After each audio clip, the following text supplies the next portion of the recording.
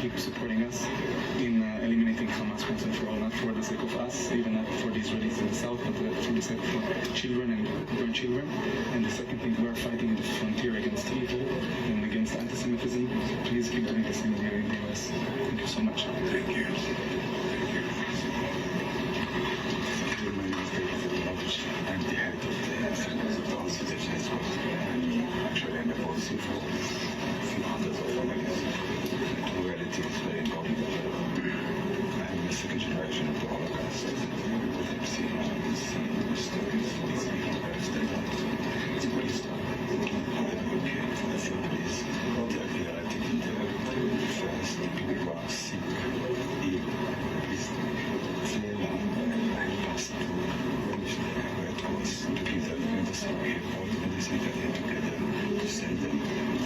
They lose the life, they won't get the medicine, diabetic, the Crohn, the running June, the needle. This is the first priority.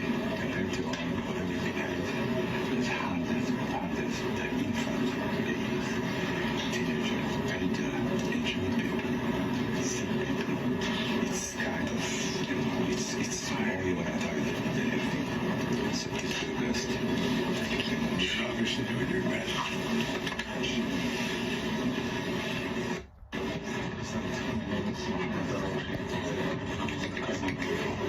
Was the paramedic that was at the party, and he refused to evacuate, so he continued to treat his Jewish colleagues and the Jewish goers at the party.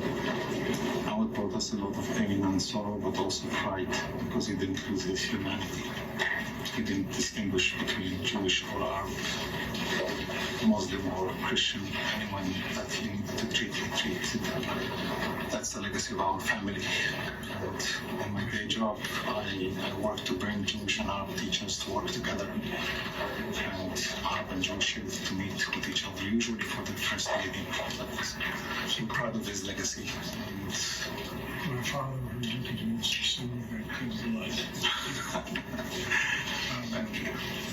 if needed, we'll do it again. Thank you. Thank you.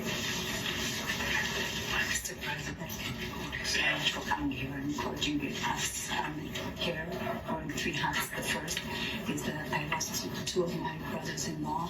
One of them is the citizen of the US as well, a great warrior, a colonel that died in the first day of the war. The other one is the son of a woman, my mother-in-law, who has lost her husband 50 years ago on the same date in the Yom Kippur War. Both of them were heroes who were fighting on Israeli land in the cities and villages to save civilians. The other thing is that I'm part of political scholars and activists who are here to make sure that the atrocities that were executed against civilians, children, and men, and the elderly, and particularly women, will be acknowledged by institutions worldwide. And thank you for your support in this. And the last one is that I'm president of an academic college in the south, and that the academia in Israel is now having 200,000 of our students fighting for safety and to be able to get back to higher education as a whole for Jews and Arabs alike, where I have 35% of my students Bedouin from the Negev. And this is our hope, through higher education, to bring us back together with the hope that we need at this moment. I'm married to a college professor too. I know, and it's an education college as well that we have. And she's in my Bad luck. Mr. President, we're going to go right this way. Yes, I'll just.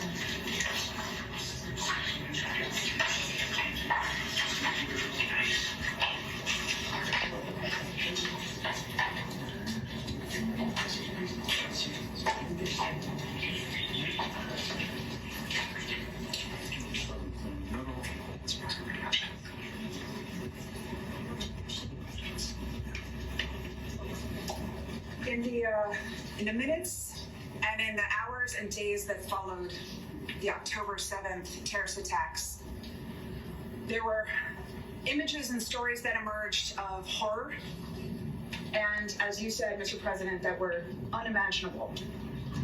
But what also emerged were stories of heroism and of survival and of incredible hope and people coming together in community and national service. And Mr. President, Mr. Secretary, the folks that we have gathered with us here today are representative of all of that and representative of the unity and the resilience of the Israeli people and the light that is shining through this incredible darkness.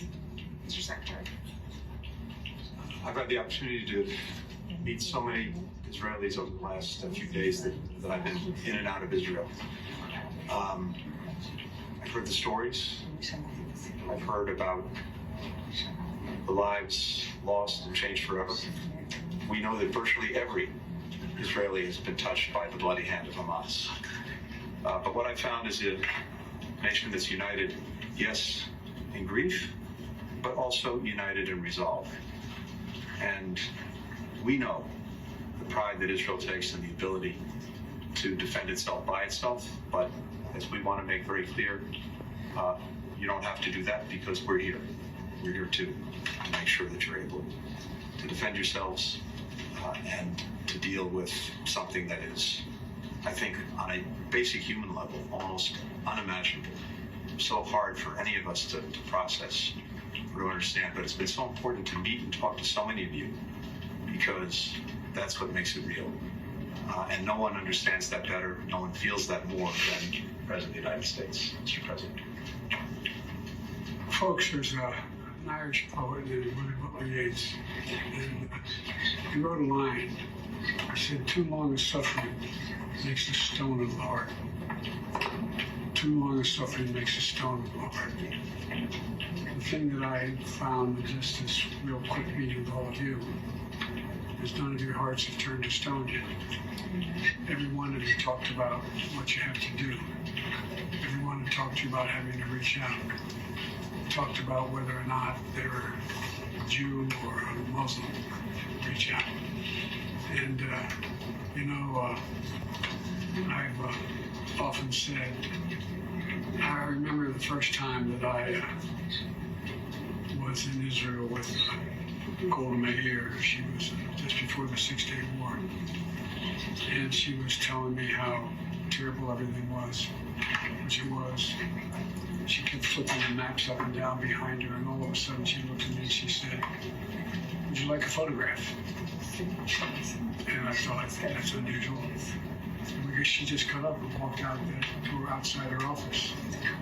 And we're standing there having a photograph taken like you and I are standing looking at the press.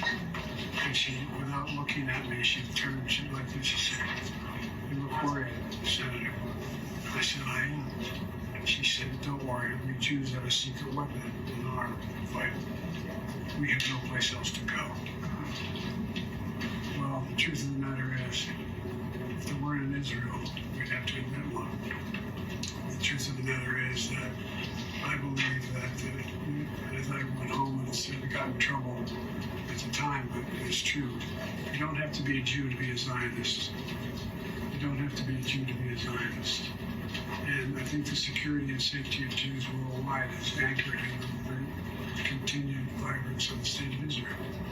That's what I think it's about at its core.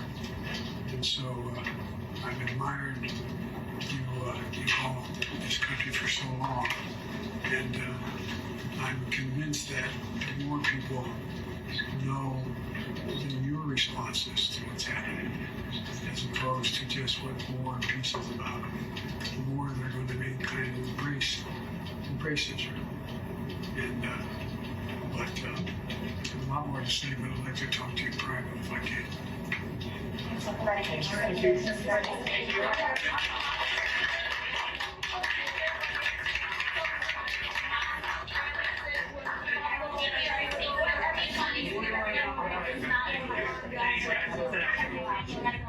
And I was shown by my defensive movement.